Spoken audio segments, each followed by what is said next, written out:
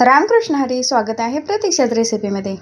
आज आपण करत आहोत टेस्टी आणि झटपट असा होणारा मटार पुलाव।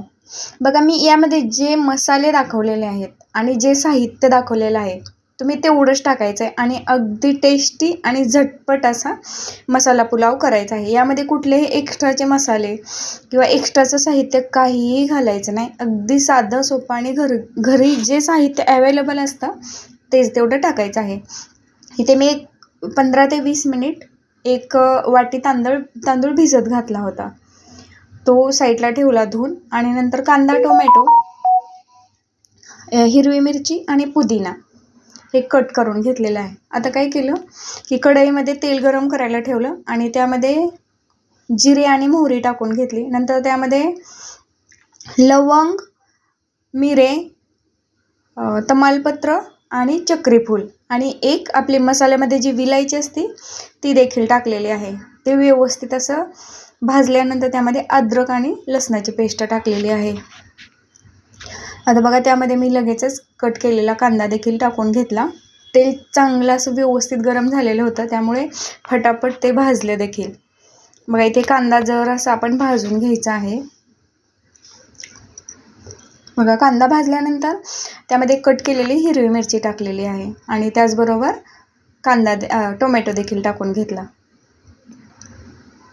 बघा, इथे व्यवस्थित असं हलवून घ्यायचं, म्हणजे जे आपण टाकत आहोत ते व्यवस्थित असं तेलामध्ये भाजून घ्यायचं। आता त्यामध्ये ज्या वाटीने आपण तांदूळ घेतलेला आहे तेवढीच वाटी मी मटार घेतलेला आहे। बघा, जेव्हा आपण हिरवा वाटाणा टाकतो तेव्हा तो व्यवस्थित असा तेलामध्ये परतून घ्यायचा। यानं काय होतं तर वाटाण्यामध्ये जरासा ना कडवटपणा असतो, तो निघून जातो आणि चवीला छान लागतो। ते व्यवस्थित भाजल्यानंतर मी लास्टला पुदिना देखील टाकलेला आहे। पुदिना व्यवस्थित भाजून घेतला आणि नंतर त्यामध्ये एक बघा साधारण आपण पोहे खायचे जे चमचे असतात त्या चमच्याने एक 4 ते 5 चमचे मी तुरीची डाळ घेतलेली आहे, ती देखील त्या तेलामध्ये टाकून व्यवस्थित अशी भाजून घेतली। आणि नंतर जो आपण धुवून स्वच्छ ठेवलेला जो तांदूळ होता तो देखील टाकून घेतलेला आहे। ते आता व्यवस्थित असं हलवून घ्यायचं। बघा, त्यामध्ये जरासं आपण तांदूळ धुतलेलं जे पाणी आहे ते राहिलेलं असतं, त्यामुळे एक वाफ काढून घ्यायची, जेणेकरून त्याच्यातलं पूर्ण पाणी आटून जाईल आणि तांदूळ देखील तेलामध्ये छान असा परतला जाईल। ते व्यवस्थित असं एक वाफ काढून घेतल्यानंतर त्यामध्ये मी गरम पाणी टाकलेलं आहे।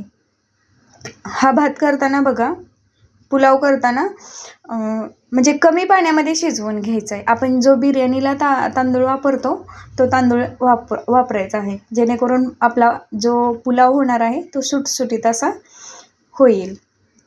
बघा, एक 7 ते 8 मिनटामध्ये इथे आपला बऱ्यापैकी तांदूळ शिजलेला आहे। आणि जी आपली तुरीची डाळ आहे कुकरला ज्या प्रकारे आपण शिजवून घेतो अगदी त्याची पेस्ट होते, म्हणजे खूप शिजली जाते, परंतु बघा इथे थोडीशी शिजलेली आहे। आणि नंतर एक 2 मिनटाची वाफ काढून घेतली। बघा, छान असा आपला मटार पुलाव तयार झालेला आहे खाण्यासाठी। सुगंध देखील बघा खूप छान येतोय, दिसायला देखील सुरेख दिसतोय आणि साधा सोपा देखील आहे। तुम्हाला ही रेसिपी कशी वाटली ती मला नक्की कमेंटमध्ये सांगा आणि चॅनलवर जर नवीन असाल तर नक्की सबस्क्राईब करा। वरून मी जराशी कोथिंबीर टाकलेली आहे आणि आपला पुलाव पूर्णपणे शिजल्यानंतर त्यामध्ये मी एक अर्ध लिंबाचा रस टाकलेला आहे। नंतर झाकून वगैरे काहीही ठेवायचं नाही।